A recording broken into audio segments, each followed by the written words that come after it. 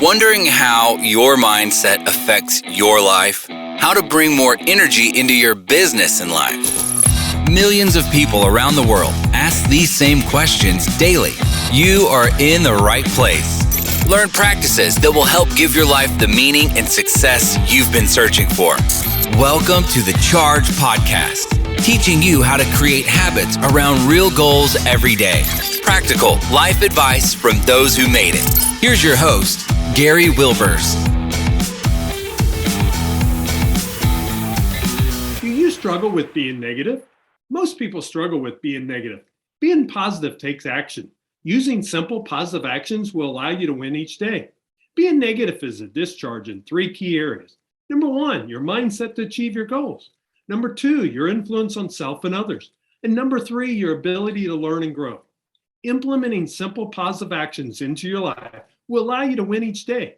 Being positive takes action. So let's work to be positive. To receive a weekly video email from me on one simple positive action, subscribe to the series by going to chargepodcast.com to get the link to register today. Life is short, so why live your life by default when you can live your life by design? Make it a great day. Welcome, Chargers. We're glad to have you back again this week for another great podcast. I'm telling you, as we roll into this third quarter, we've found some great guests for you. So I know you're going to love this conversation again today. Remember, Charge is about creating habits around real goals every day. And we want to give you different perspectives. And today, I think I've got a guest that's really going to do that for us. But before I get into really bioing him, I want Eric to share with us, what problem will you solve for our Charge podcast listeners today? Yeah, Gary, I'm going to offer mindfulness or mindset habits that'll help you reduce stress, increase your focus, and the bottom line of your business. Well, none of us have any stress, right? That's out there listening. So I think you better stay tuned because it's something that we all can learn. And I'm getting to look right behind the screen and he's showing some of the things that he does. And I think you're really going to enjoy this. Dr. Eric Holsapple, I messed it up there. That's all right. Before. Sorry about that. No problem. Eric has a varied background as a successful entrepreneur and a real estate CEO.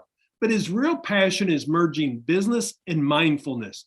Throughout his career, Eric has learned that delegating and trusting others was the key to their growth and his freedom, leading him to find Living in the Gap, a program that he teaches his business professionals, entrepreneurs, and CEO principles of leadership and business growth anchored in mindfulness practices. So, Eric, welcome to the Charge Podcast. Thanks for having me, Gary. I'm glad to be here. I love this conversation because I don't think people realize and business owners carry a lot of stress with them. Because, of course, one of them, the biggest ones I had as a business owner, was really the worry of my people. Because if I failed, I felt like I could recover from that and I would move on. But sometimes your people don't have that. So I really love this conversation of kind of understanding that stress. So let's start out with maybe how can businesses lead us out of that divisiveness that sometimes we create? Yeah, I think it's mindfulness. And what that really is focus. And part of focus, and when you go to divisiveness, is are we really listening? I find that we have our own conversation going on with judgments, thoughts, complaints, or we've already decided we know what someone's going to say, or we've classified them in a division somewhere. And if we can set that aside and actually listen to what people have to say, I think it starts, with each other, one person at a time at work, listening, and then carrying that out throughout our life, just to start listening people, see them as people and hearing what they have to say and not assuming that we already know everything about them. If you just, I'm not going to go down politics, but there's 2 political parties with however many million people we have in the country. What's the chances that all of our thoughts are in one or the other? We're all over the board. We need to start listening to each other. Yeah, and we can really learn a lot from others, and we really get to understand them. I had a gentleman on the podcast recently, and he talked about employees are looking to know that you care. And, with everything that's going on in the world, they've got more options. And one of the ways you can do that is really by understanding it. It makes a difference when something small they said and you come back as a leader and say, well, Eric, how are you doing on whatever that topic is? It really shows that you were listening, number one, but that you really care as an individual. And it's shifting your perspective. I mean, that caring is not something you can fake or do it. I mean, and I've been guilty of this myself for years. Even as I was meditating and being a closet meditator and coming in, I'd come in and to see what I needed to get from somebody, treating them more as a vehicle for something that I needed or an obstacle, rather than seeing them as a person with all the same worries, concerns, and whatnot that I have. And I think employers are waking up to this, particularly with the remote work theme that's happening, is that those people really need to know you care and that you have a culture. I say mindfulness is a sticky culture, because if people have it, they also take it home. They give that same listening and that care to their family that appreciate it, and they take it to the school board and other places. So I say it's a really sticky culture. And if employees get it and get that you care, they're going to stick with you and not leave just for the next, offer that they get. Of course, they're going to be realistic. If it's a lot more than you're going to pay them, then the people are going to move. But they'll be less likely to just leave you if they know you truly care, as you point out. Yeah. Well, and I think the thing is so important now is the business is changing, and as leaders, we have to change. And I know for some, because I'm in the Midwest and I'm in the show me state, Eric, so we say show me, but they really don't understand what mindfulness does to really help them in that area. So tell me how you feel mindfulness really fits into the business realm of things. Well, there's a lot of definitions for mindfulness, and some people say that's kind of a woolly woo-woo word. Yeah, I was going to use that earlier. I really let it down to focus, and not just focus on anything, but can I focus on what I choose to focus on and know when I'm there and know when I go off? Because in my best days, I go in and out of focus. We have some 6,000 thoughts a day, the average person. And we get caught up in those thoughts versus, being with the person that we're with, or being the topic that we're with. And and I've seen it at our company, LC Real Estate Group, that I've launched Living in the Gap from. Focus means you can get more done in less time and with less distraction, less stress, and more production. I've yet to meet a person that took up these practices that didn't improve their business, didn't have more business with less time and less stress. So focus is the one word I'd say that, how many times do you walk down the hall and see, people on Facebook or texting and all this stuff? They're not focusing. We're so distracted by our smartphones and business has done a great job at grabbing our attention, and we need to say, okay, I love business, but my attention is mine. I'm going to take it back. Right. And it does take some practice, to do it, but it's well worth it, I think.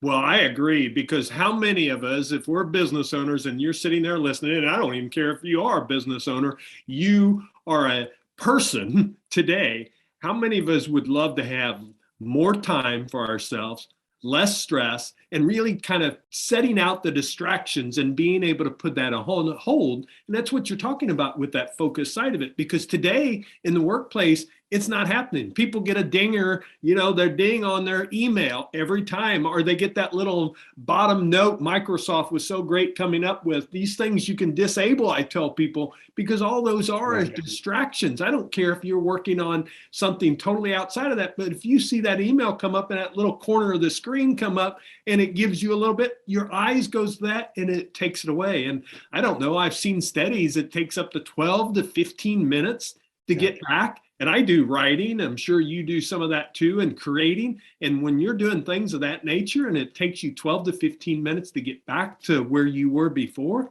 boy, that's costly. And I find that, and the studies are showing this, there's just so much coming at us today from the news sources, from the media, from our social media, from everywhere, that we have stopped really analyzing any of it. That it's so, the multitasking is something we can do, but we're pretty much non-conscious to all of it. When you focus, you're focusing on, what you choose to focus on, and the other things are going to your non-conscious. They're still coming at you, but you're saying, no, for my conscious or meta consciousness, this is what I'm going to focus on.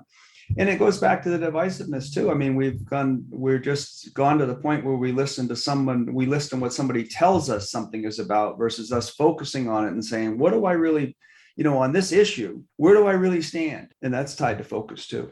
Yeah. So it's a big topic. You got to think through it versus just go with the flow. And what is everybody wanting us to do? They're wanting you to go with the flow. I mean, they know what addicts is. There's a reason they put in social media how many kind of messages or things that's up there with the little dots down there. When you see 8 or 9, it makes people go to it. Some people, once they have one, they've got to look at it right then because, oh my gosh, something's up there. And they're distracting us from it. And it really fits in business. I think you talk about how does service really, and my question is, how does service fit into that sound business strategy with using mindfulness? There's 2 ways. One is your mindset. When your service is gratitude in action, and the gratitude is really taken off, that people are seeing what an effect that has. There's an immediate mindset change. In fact, there's an after effect. When you put your mind in gratitude, you start looking for things to be grateful for. Similarly, if you leave the house agitated, you look for things to be agitated for. So what we look for, we see. That's, just how our perception works. So that is, and service is gratitude in action, number 1. So it really puts us in that grateful mindset and all that happens there. And the other is I call it the precision effect that comes from Buckminster Fuller back in the 1940s, whereas things don't work as directly as we often think they do. They work at 90-degree angles. Like a bee goes in to pollinate their flowers, they're literally just looking for honey. But pollination happens at a 90-degree angle and they bring that and pollinate the world. Or the sun's gravity is pulling the earth to it, but the earth doesn't crash into the sun. It goes 90 degrees around it. Similarly, a cold call, I haven't had a warranty call in about a day and a half, car warranty, makes me want to hang the phone up.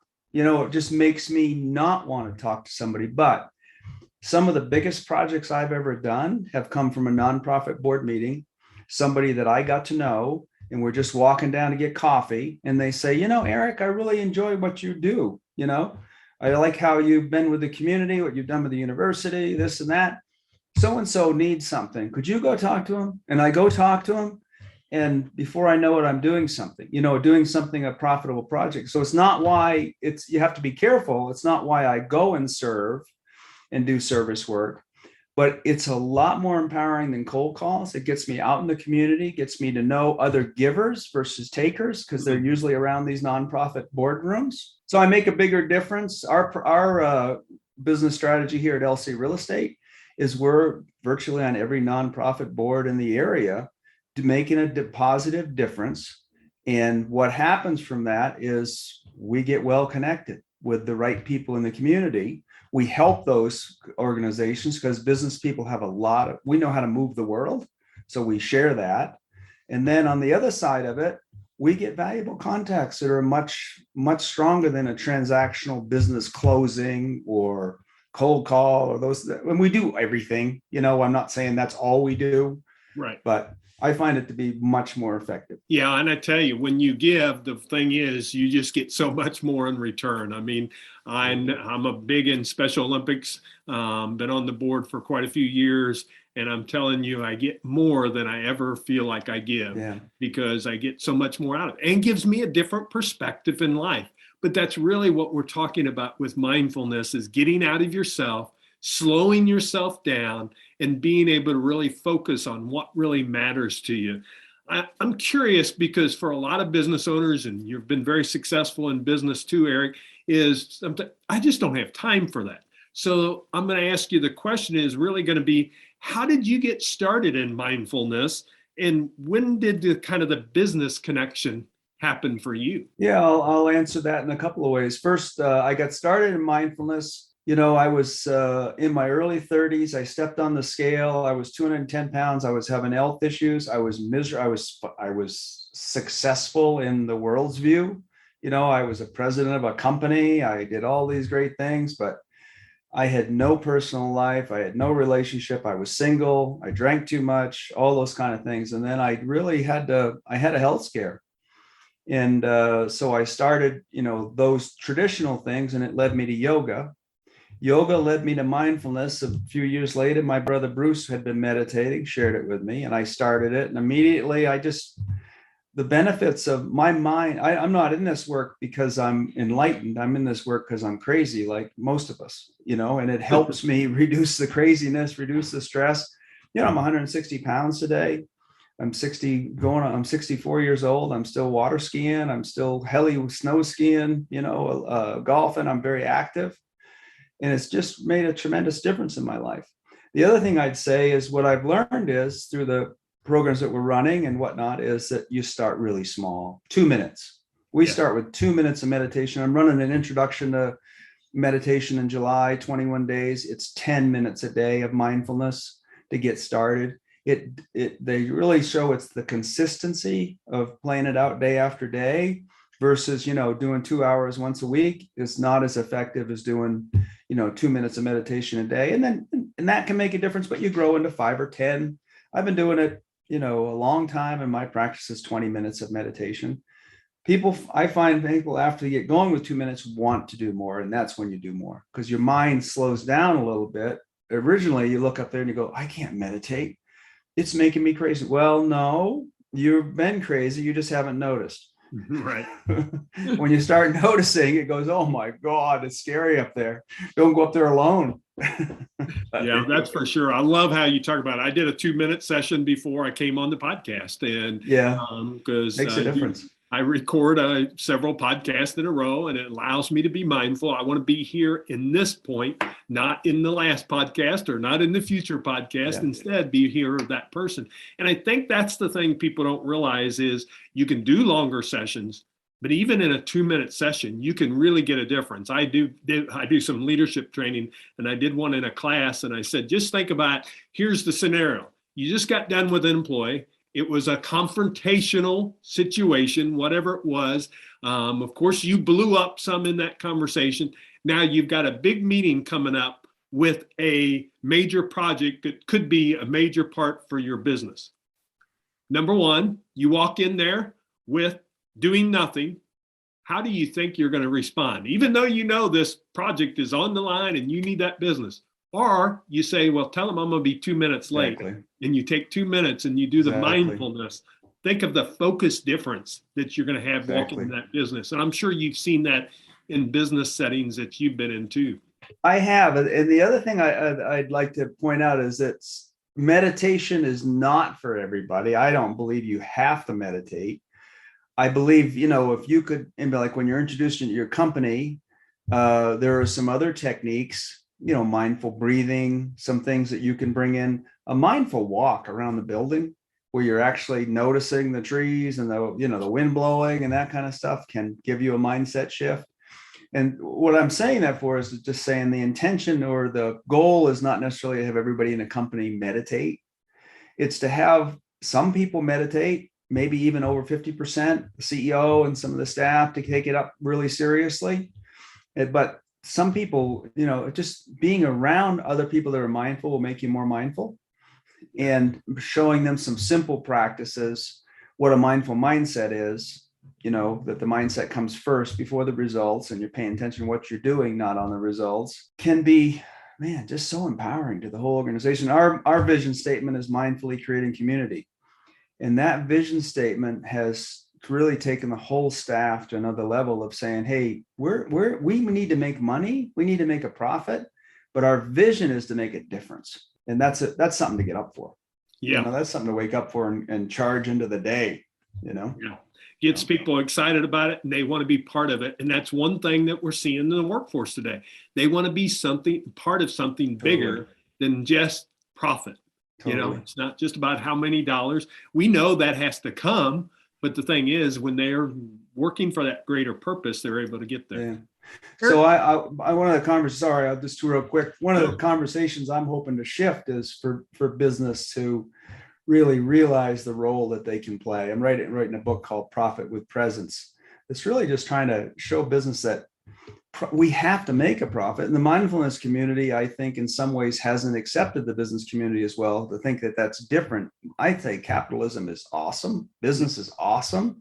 If we could be more mindful, business through creative destruction could spread mindfulness throughout the world much faster than any other mechanism could. So sorry to cut you off. No, I'm glad you shared that, because that's going to be great. As that comes out, let us know and we'll promote it with the Thank you. chargers, so it's there.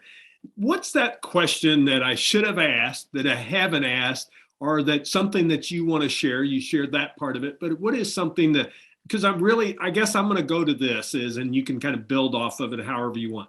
For that person that is not doing it now, you've talked about, of course, 2 minutes, but how do I really get started of just getting that focus? You've talked about some walks, other things, but share with them, okay, if I tell you, Eric, I want to get started in this mindfulness, what's the 3 steps that you should tell me? What would you tell me to do? I think number one is buy-in, that you believe that. I think there's a misunderstanding that I have to leave my attention on making money in my business to go spend time in mindfulness.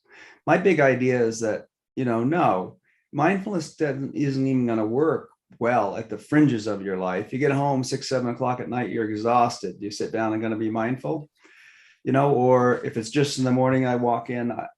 My big idea is that mindfulness can shift your whole focus. And it's great for employees. They'll find themselves finding something they got at work they can take home in addition to a paycheck. They can bring I have people come home and say, God, I had that unbelievable discussion with my wife last night. Or I had one lady say to me, she's one of the top salespeople in Denver in real estate, said, my kids are starting to like me. I always had the impression that they didn't really like me. I was just, a wallet, and they're really starting to like me.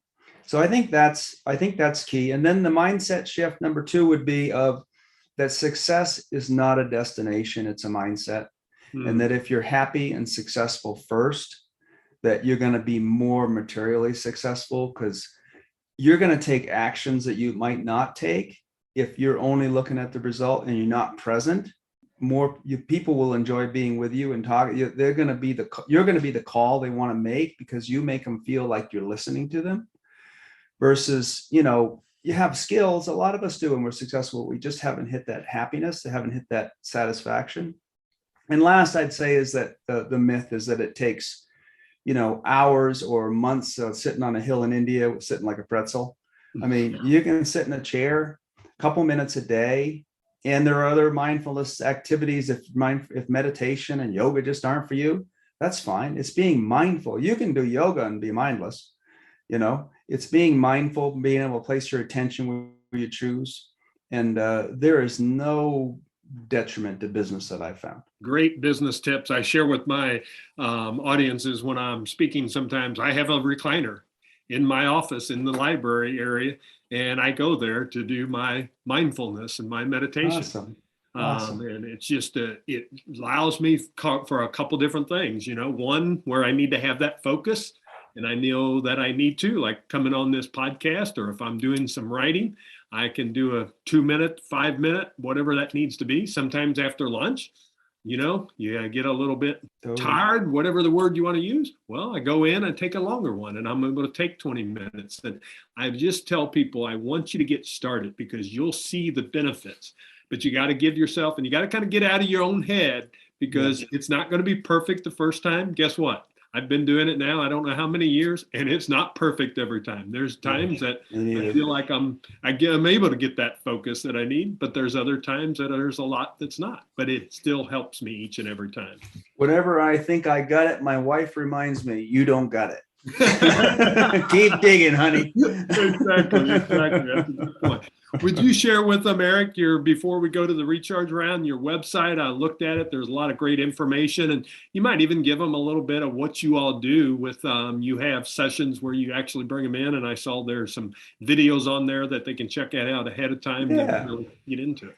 Yeah, we're building. We're new, but Living in the Gap, spelled out.org. And the gap is that space in between where one thought stops and the next thought starts. They're finding that that's joy, peace, harmony, and that stress is in the thoughts. So if we can find that gap, so livinginthegap.org. And we have free resources on how to get into your body with a body scan. It's just a visualization technique, how to meditate, a list of books to get started with, those kind of things on that website. We'll have a 21-day meditation, 10 minutes a day, coming out in July. You sign up for that if you'd like, those kind of things. And we run our primary offering is a 9-month mindful leadership program. We'll have another cohort. I think we have 6 spots left. We have another cohort closing off registration July, starts August 2nd, runs about 9 months, which sounds like a long time, but some of these habits can be a long time to form. So we invite people to bring, everybody's busy, bring your life to it. We help you organize it, help you prioritize it so that you can find the time to be mindful and make a bigger difference, make more money. Well, great information there. Again, we'll have that in show notes for you because we know our listeners are active listeners. They're not just sitting here listening, waiting to write it down, but it's livinginthegap.org. And we'll have that in show notes at chargepodcast.com so you can go get all your information there. Before I let you go, Eric, though, I'd like to ask you a couple questions I ask every guest. And one of them, as you know, the podcast is named Charge. That's a mantra of mine, create habits around real goals every day. What habit do you think's led to success in your life? Well, it depends on how I define success. I mean, Sure. I have a lot of capabilities. I was good in finance, marketing, those kind of things. But for me to feel successful, it's been mindfulness. Yeah. For me to actually feel it and be released and feel like, I don't have to just go get another bigger house and another country club. I'm actually really happy. Maybe I'll work on getting these paid off and, run a nonprofit. Yeah. So that would be the best thing. It was mindfulness for Great. me. My second question is, we have all made mistakes and we've all had failures. And I always like to get the audience members that when they're listening to realize that, we've been on a journey, and kind of like you said, it's not a destination. It's about the journey that we're on. But on a failure or a do-over that you would love to have, if you looked back, what would be that do-over that you would change if someone came to you and gave you that wish that you could change that? When I was growing and learning the business in the 80s, I worked for other groups and I laid a lot of people off. So when I started my business, and I hated it, when I started my business, I wouldn't have employees. I would just contract and do things to begin with. Once I found mindfulness, I started actually liking people, enjoying being around them, trusting them, those things again, and also being able to set up a business where I didn't have to constantly be laying people off. So I would say it would be to do it a little earlier and have that part of my career, which I don't think any time is wasted because I learned so much and it makes me hungrier to make a bigger difference with the time I have left. But I'd say that period in my life was in some ways wasted, that I was too much into me and not enough into sharing it. Well, Thank you for sharing that. And thank you for being with us today on the Charge Podcast. Again, that website is livinginthe.gap.org. And it's Dr. Eric Holsapple. I'm going to mess it up again. I've even practiced a couple times. That's what makes me mad, Eric. But I'll just say Eric from now on, see? But I really appreciate you coming on. And I think for leaders, that's the thing of this conversation is this can really make a big change for you. Because if you're running in that stress and that overwhelm, check in the mindfulness and what it will do for you. But give it some time. As you said, your program's 9 months long. There's a reason. It takes time to kind of get in that habit and get into the routine. It's a process. Well, Chargers, sure. Anything worthwhile is a process. It's a process. So that's right. And if you want to make the change, you're willing to do the process and do the work to be able to make it happen. Chargers, I thank you for coming again today and sharing with us and being on the podcast. Please, if you would, go and like this podcast, and please go down and let 3 other people. I know 3 people right now that feel like, and they've probably even told you, they're stressed, they're overwhelmed. Share this podcast with them and say, hey, I was thinking of you. And just think of the difference that you'll make in their life. And it's easy to share. You just go to those 3 little dots on whatever application you're doing, and then just put a text message out to them and send them this message. And I think it will make a difference in their life. So come back next week and we'll have another great guest for you. Chargers, I look forward to seeing you next week. Make it a great day.